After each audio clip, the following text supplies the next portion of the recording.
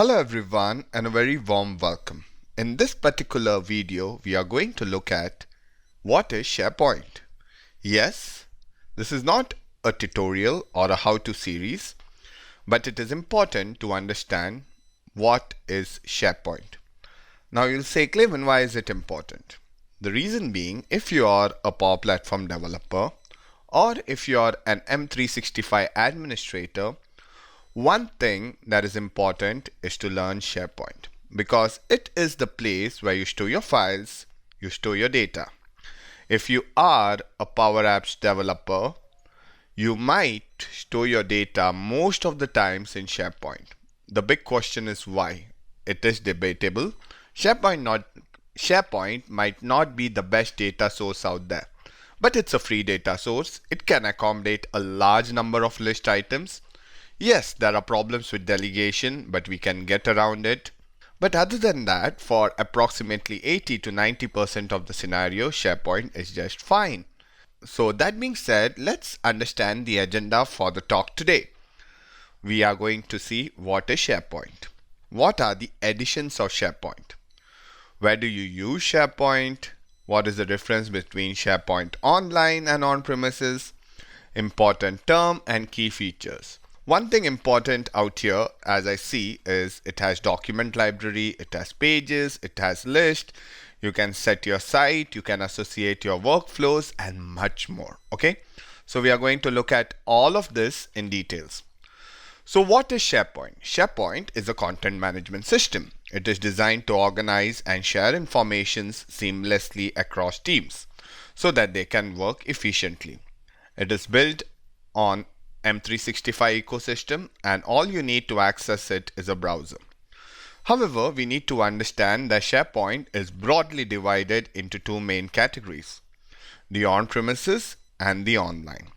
On-premises, you will hear 2007, 2013, 2016, 2019 and subscription edition. They are further classified as SharePoint Foundation, Standard and Enterprise. In the online world, it's pretty simple. It's just SharePoint Online. Why is that? Because Microsoft takes care of the updates. There will be a slide on the latest screen where I'll explain in detail between the difference between online and on-premises. One important thing to understand, although the basic functionality remains the same, it's very important to understand that it might look alike, but it's pretty different when it comes to SharePoint Online and SharePoint on-premises. That being said, where do you use SharePoint? You use SharePoint as a content management system. You can use it as a social networking.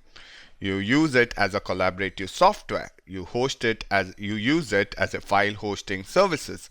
You use SharePoint for almost everything. And SharePoint can be a solution for you as well.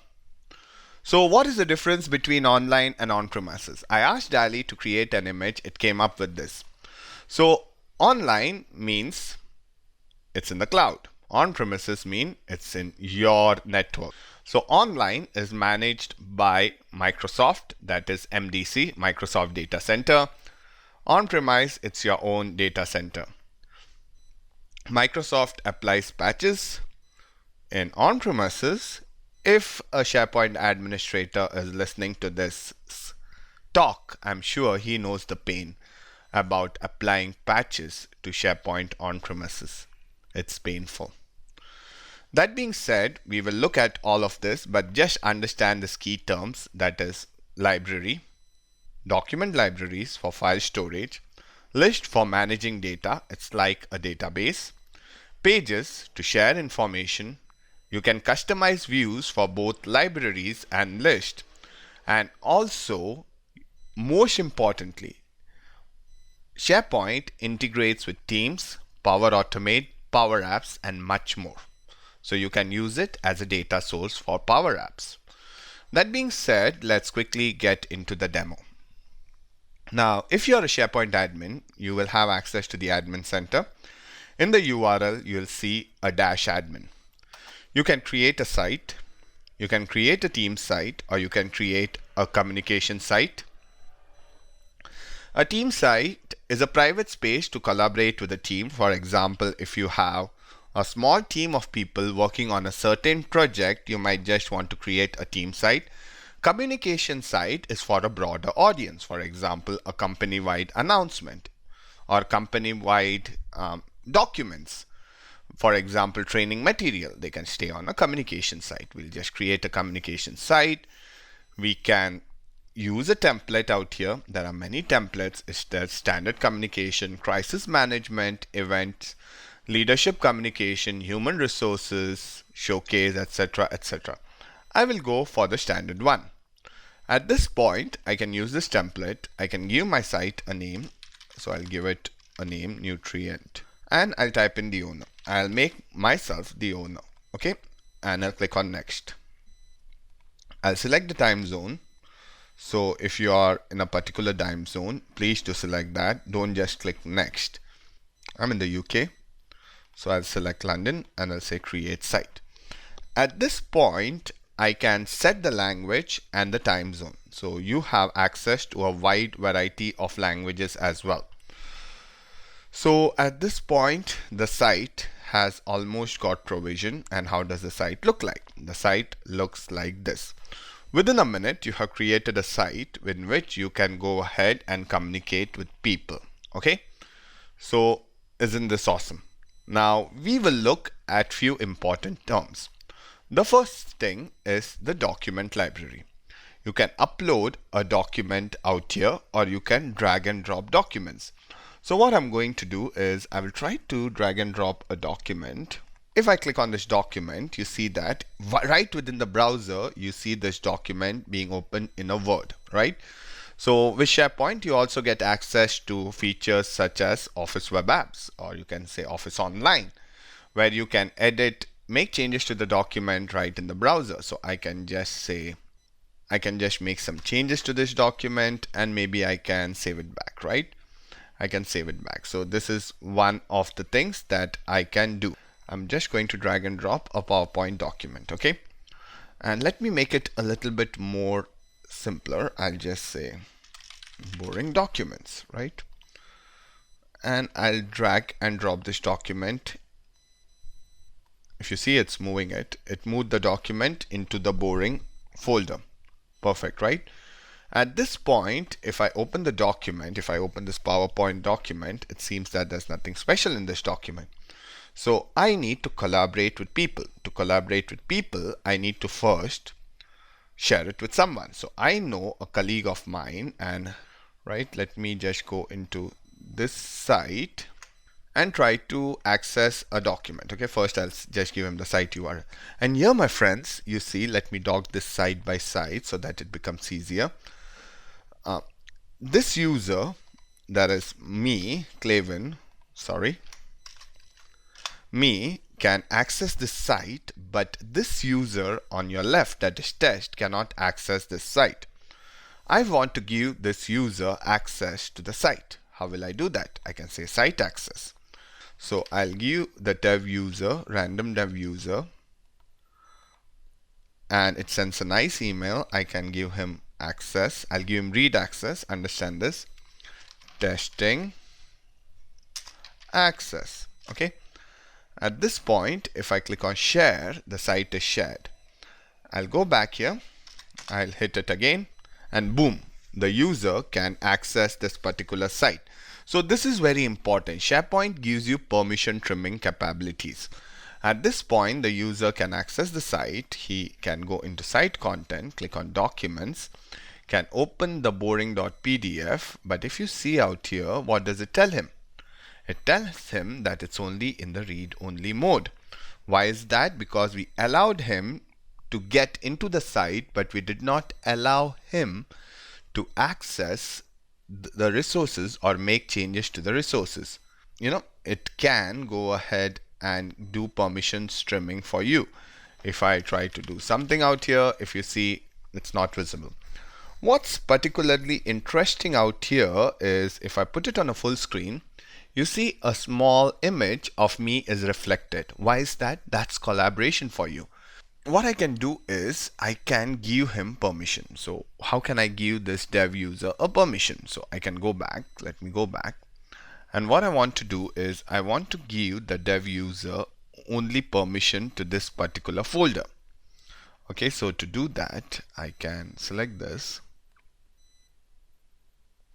click on Manage Access, Boring Folder, say Add Sharing. And what I'll do is that I'll give this user a name, I'll give this user some permissions, say can edit, and I'll click on Send. Right at this point, if I just refresh it, if you see out here, now the user should be able to access this particular document and edit it. So let me try this. It sees nothing user, nothing. I will say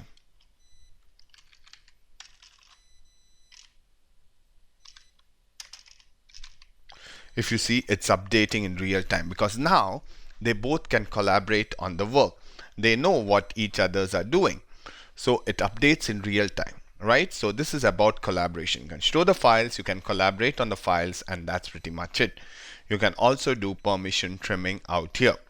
At this point, I'll just go back.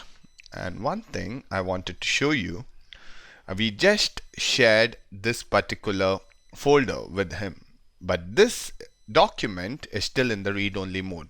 So he can get into this document, but he cannot edit anything in this document because this document will be in the read-only mode.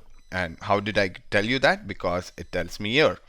So we can share a folder, we can share the whole site, we can share a folder, we can share a document library, etc., etc. So this really shows you the power of permission trimming. Right, the file has finally opened, and here you see that it doesn't give him an option. So that's good, that's excellent. Now that being said, let me go back to my admin user and let's understand a use case. We spoke about document libraries and the permission. The next thing that I want to talk about is pages. So if I want to create a page, I can go ahead and create a new page out here, a site page, or I can edit an existing page. So what I'm going to do is, now recently we got rebranded. My company got rebranded, so my company's name changed. I want to go ahead and change the look and feel of this site. So how will I do that? Of this page, right? So first and foremost, I will try to some exciting news. So text, and I'll paste in some text. Right, this looks good. That's an exciting news that a company has been rebranded. Next, what I'm going to do, I am going to go ahead and add a video as well. So I'll add another one section. Let me do this. Let me go ahead and make it 2 columns out here. Let me move this. Move is not allowed. That's good to know. So I'll just cut it. I can delete this section because I just thought that 2 sections is good. Just put in text out here, paste it out here. And here I'm going to add another web part. Okay, so I'll click here. I'm going to put in a YouTube video. Put in a YouTube video. I'll say add a video. Perfect. At this point, this looks good. If I want to take it further, I can add a form, and I can go ahead and create a new form right here. Feedback. And it will open up the Microsoft Form Builder. I can just ask 2 questions, and I'll just say happy, sad, angry. I'll give it 3 options. And then I'll just say maybe add a text, comment, comments please. Okay, so this looks good. This is my form. It looks good. I can go back. I can just go back in here. Just add a section. And I can add a form. So let me add a form. Add an existing form. go here. Let's go back. So I can just copy this URL. Can go here. Say OK. OK. Perfect. So the form has been added. I just want to collect the responses. Maybe if I want to show the responses, I can go ahead and do that. I can get rid of the hero tiles if I don't want to, so I'll get rid of it. I can just get rid of the whole section, maybe out here, and I'll say republish it. So this is a page, right? You have got a good page out here which tells nutrient company, exciting news, we are thrilled, some feedback form, and then you can also have some news post, etc., etc. What if you want to rebrand the site? You are doing this all without coding. Understand that, right? That's an important piece as well. So I'll go to site contents. I can go to site settings. I can say title, etc., etc. So I'll just say nutrient space company. It will look good. I can choose a logo for my computer. I will just choose a logo.